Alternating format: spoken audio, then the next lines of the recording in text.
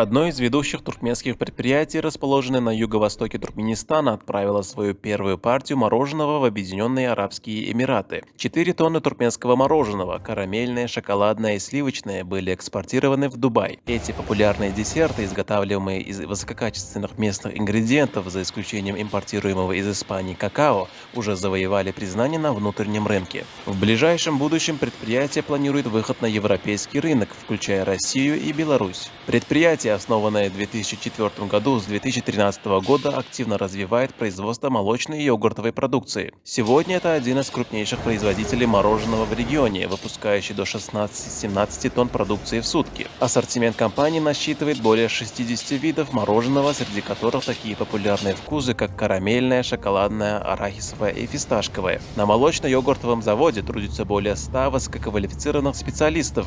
Ежедневно производится до 45 тонн молочной продукции, включая сливки, сыр и йогурт. Высокие стандарты хранения обеспечиваются специализированными складами, способными одновременно хранить до 40 тонн готовой продукции при температуре от минус 30 до 35 градусов, что гарантирует бесперебойные поставки. Помимо мороженого, предприятие производит кондитерские, колбасные, мясные изделия, а также полуфабрикаты и рыбную продукцию. В общем, на предприятии работают более 5000 человек, а его торговая сеть насчитывает свыше 18 тысяч точек продаж по всему Туркменистану. Компания уже успешно поставляет кондитерские изделия более чем в 15 стран мира, включая Россию, Иран, Таджикистан, Узбекистан, Казахстан, Вьетнам, Индию, Афганистан, Монголию, Азербайджан и Грузию. Популярность продукции компании также повышается благодаря сезонным акциям с ценными призами. Покупатели имеют шанс выиграть автомобили, стиральные машины, мобильные телефоны, велосипеды и другие подарки, что делает продукцию еще более привлекательной.